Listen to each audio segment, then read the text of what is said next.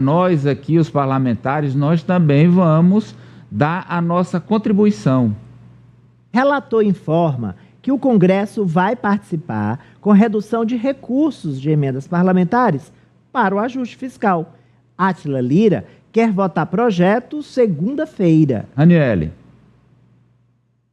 Pois é, em entrevista exclusiva também com a gente, o relator do outro projeto de lei, esse é o complementar, o Átila Lira Filho, do Partido Progressista do Piauí, disse que vai protocolar o seu relatório na segunda-feira. Expectativa de votação provavelmente não vai ser na segunda, porque Arthur Lira quer votar primeiro a reforma tributária.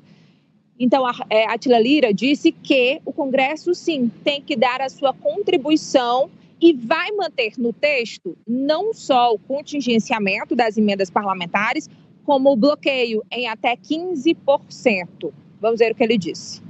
Então, o contingenciamento não é justo se o país está com problema de arrecadação, redução de arrecadação, que vai haver um cumprimento do arcabouço fiscal.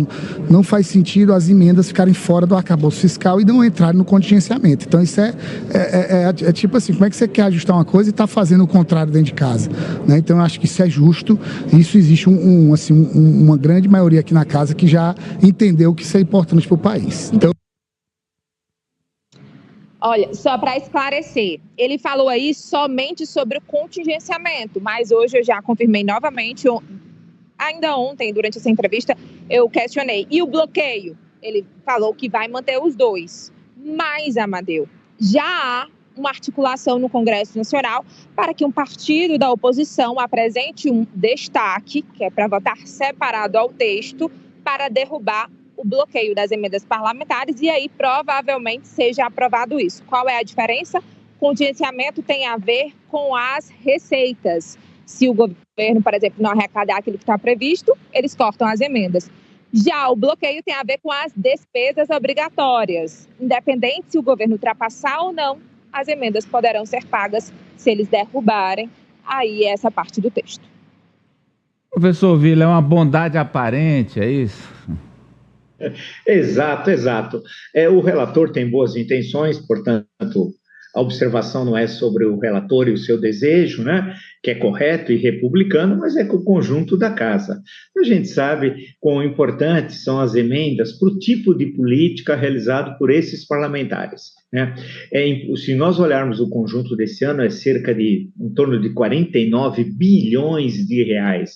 Não há, insisto, nenhum presidencialismo no mundo que funciona assim. Então, se o parlamento quer ter essa participação no orçamento, tudo bem, muda o regime. Vira um semipresidencialismo ou um semiparlamentarismo, tem algumas diferenças, e segue a vida. Que o Congresso aí teria a responsabilidade de governo, porque não adianta nada você empurrar o problema de governo para o Executivo, no caso o presidente Lula, ele ficar, o Congresso no bem bom, só nos gastos, né? Então, e sem nenhuma responsabilidade sobre o que ocorre no país. Então, deveria dar sua contribuição. Todo mundo está falando que é necessário enfrentar o ajuste fiscal, e os parlamentares não vão fazer. No fim, pode ser que venha uma coisa bem para nos enganar, né? Algo em torno de 3% do valor total, não vamos gastar. Isso não é a questão, é um verdadeiro absurdo. Deveria dar essa contribuição, mas infelizmente a maioria do parlamento, né, vai continuar com as emendas que são essenciais, já olhando para 2023, não para a eleição dos seus prefeitos. Nunca a reeleição de prefeito foi tão grande na história. Isso eles já ganharam. Eles estão pensando nas suas eleições e dos seus familiares, da mulher, do tio, do filho, do avô, de todo mundo. É o patrimonialismo como política republicana. E onde há patrimonialismo, não há democracia. Olha, Amadeu, se até para aprovar o pacote de corte de gastos, o governo federal teve que liberar emendas para a aprovação de uma matéria que visa esse equilíbrio das contas públicas, visa essa austeridade, mesmo assim o governo precisou liberar emendas.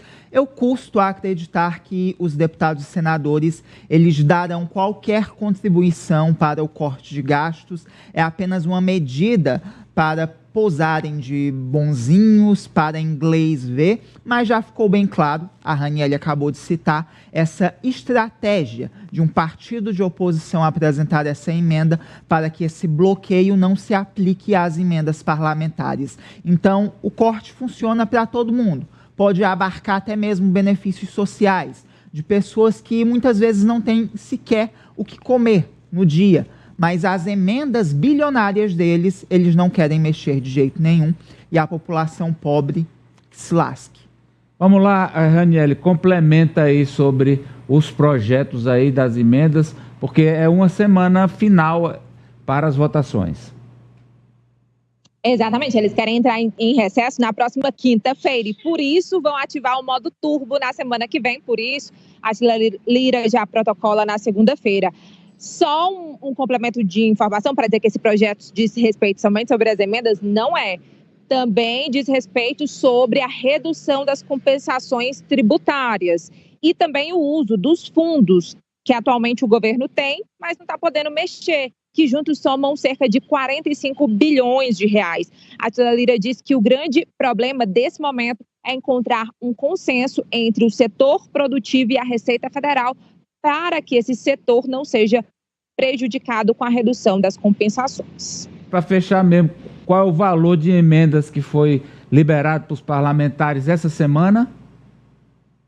Hoje, 1,7 bilhão de reais, sendo que desse montante, 1,2 bilhão é de emendas PIX, aquelas que caem direto na conta da prefeitura, sem ter nenhum projeto até o momento. Por quê? Porque aquele parecer da AGU, aquela portaria da Advocacia Geral da União, diz que os parlamentares terão até 60 dias para elaborar um plano de trabalho, assim como determinou a decisão do ministro Flávio Dino, do Supremo Tribunal Federal, pedindo mais transparência e rastreabilidade das emendas. Mas ele pediu imediato. E a AGU interpretou dessa forma para poder liberar. Só assim o governo vai conseguir aprovar os projetos. A pergunta de um ignorante. O ignorante tem que perguntar, não sabe quem... O trator, qual é o combustível que o trator usa? Diesel, né? É diesel? Diesel. Ah, meu irmão, com 1 bilhão e 700 de diesel, o trator do Lira tá topado, o trator do Lira tá de tanque cheio. Ah, vai ter muita coisa aprovada semana que vem. Obrigado, Raniele Veloso, ao vivo em Brasília. Bom final de semana, até segunda.